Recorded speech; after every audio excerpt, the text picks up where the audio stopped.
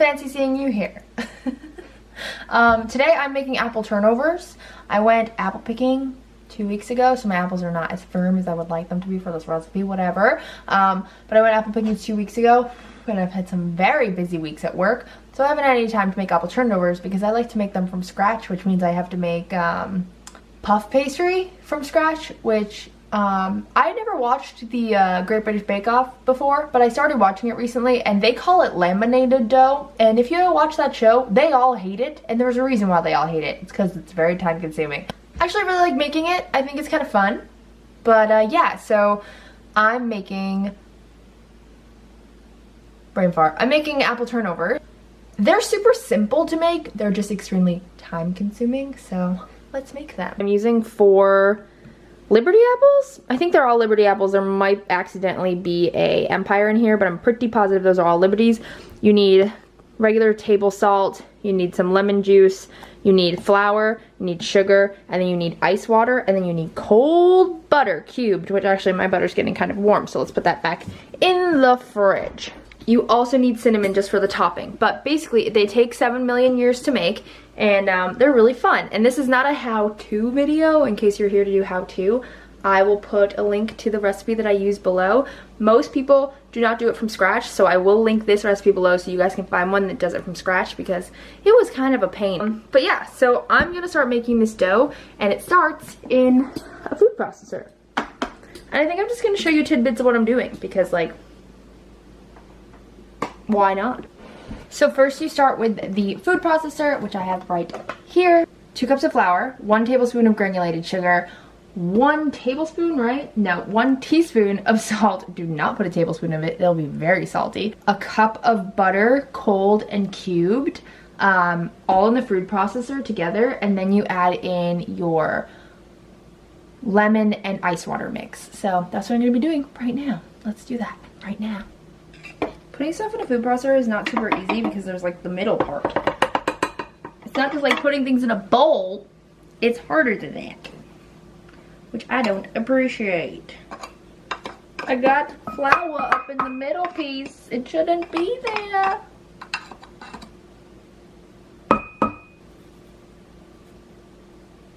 I like to evenly distribute my ingredients. Iodized salt to be exact. Distribute the salt.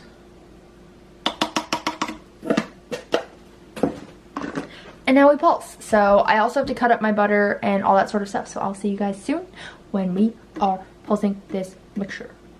I'm listening to some acoustic Hunter Hayes. You made a man that's fragile. You made a heart that can break. You showed me the road less traveled.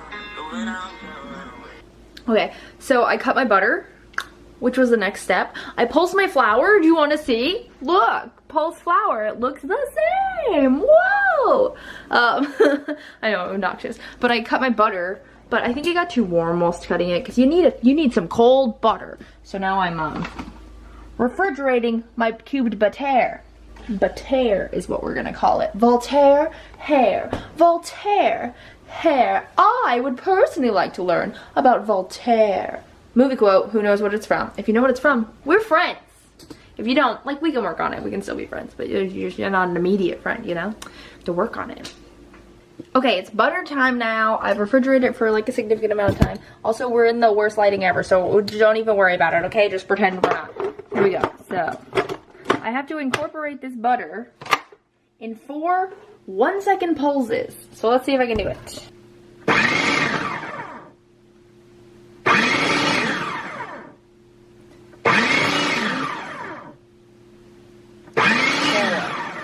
Oh, it makes me nervous. What am I doing wrong? Okay, so now I have to incorporate the rest of the butter, and then I have to incorporate the ice water mixture. So the next time you see that thing that is getting pulsed and stuff, it'll be dough. Prepare yourselves for a shock. It won't be a shock at all because you've all seen dough before.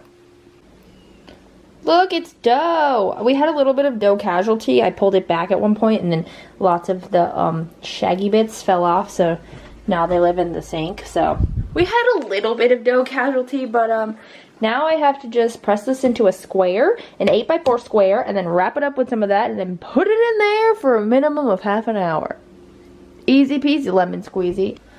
So this is the part where I turn it into layers. So I have to fold this out into a 10x15, and then I have to fold that onto itself, and then I have to roll it up, and then I have to press it out, and then I have to do that 2 more times. And it's really fun, and fun fact, this rolling pin was my grandma's. All the fun facts. The funnest of facts. Okay, so I rolled it out, and now I have to fold it. So I have to fold it into thirds like this, and then I have to roll it up. And this is how you make the layers. And if you ever watch Great British Bake Shop, I'm making a tube of dough. Yeah, yeah, yeah. So there's my like little tube, and I'm supposed to roll it up. Look at that. And then I have to go double check. And now I have to take this beast and press it into like a 5x6 rectangle. So I feel like right now it's like a 3x2. So press you into a rectangle. That's not really 5x6, but like close enough. And then you wrap it back up. And then we have a little dough blob again. I have to put this in the fridge, and I have to do that 2 more times. And then after I do that, I have to roll it out to one big flat one, and I have to cut it into a bunch of different squares, and then I make my apple filling, and I stuff them, and they go in the oven. So, yum. My final step is to roll this into a big 18x18 inch square, then cut it into a 15-inch square, then cut it into like 9 different doughs, and then I have to make my filling, and then I have to put it in the oven. And it's already 1 in the morning. Okay, I think I'm wrong actually. I think I decided since it's 1 in the morning already, and the process of making and stuffing these is so long that I'm just gonna do it tomorrow so that people don't get home and are like, Kirst, it's 1:30 in the morning. What are you doing? So I'm just gonna finish these tomorrow. Okay. Welcome to day 2 of pastry making.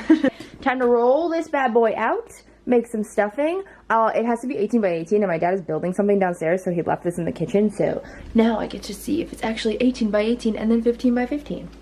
But anyway, this is the fun part, so I'm excited. Are you here baking with me? You're so cute. I love you. I love him. I love him. I love him. He loves me. I love him. When I start grading those apples, he's gonna be right next to me out there. He's gonna be like, ooh, that smells sweet. Can I have some? So it only took a century, but I rolled this out to 18x18. See? 18 by 18. It's actually more like 18 by like 20, but I have so many little straggly ends. And so now I'm supposed to cut it into a 15x15 inch square, which makes me bummed that I'm gonna lose all of this extra. I think it's because they know that that's gonna happen, so they're like, oh, cut that all off. Okay, so I trimmed it up into 9 different squares. 1, 2, 3, 4, 5, 6, 7, 8, 9. And now I have to refrigerate these. The only problem with that is I don't really have any room in my refrigerator, so I think I'm gonna lay down some silicone mats and refrigerate them on those. And then I gotta make the stuffing. And I also have this random ball of dough left, so I might make a Frankenstein one out of that. Because, like, why waste it, you know? Why waste it?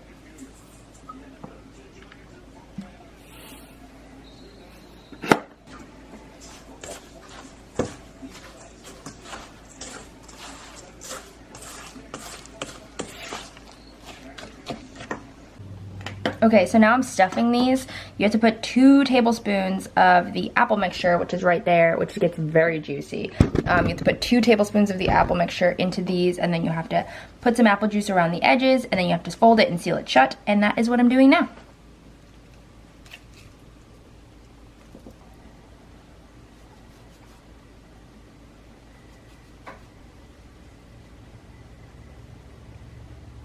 You fold it over and then you press that closed.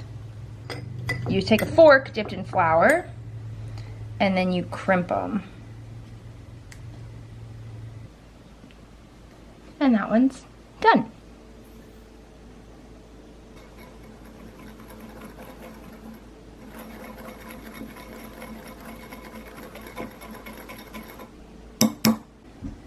Okay, so what I'm doing now is I'm gonna take them all out of, my oven is preheated.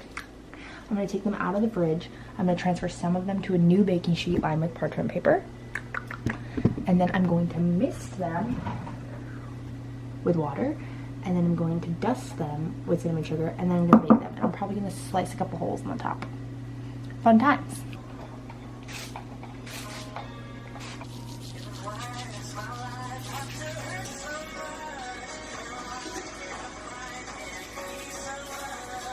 The first ones just came out of the oven. This is definitely not my best batch ever. I did not squeeze out enough of the apple juice. That is the problem here.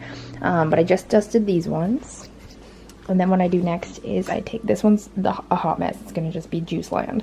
And this one too is pretty terrible. But what I do is I take a knife and I just make little holes. A big one and 2 little ones. You do a big one, little one, a little one, and then I might go back in and make those holes a little bigger. But now these go in the oven for 15 to 18 minutes. Those ones I kept in a little longer because of all the juice coming out. I think that the dough might be a little soft in some spots. I definitely didn't squeeze out enough juice, but that's okay. We move on. Now these ones go in the oven, and then we wait, and then you dry them, and then they're done. Yummy. I'll show you them when they're done. And that is the final product. Yummy. They got a little squishy. This one's the ugly duckling. I'm excited to eat them. They look good. Hiyo. Hiyo. Well, thanks for baking with me. I gotta turn the oven light off, and now we're done. That was apple turnovers.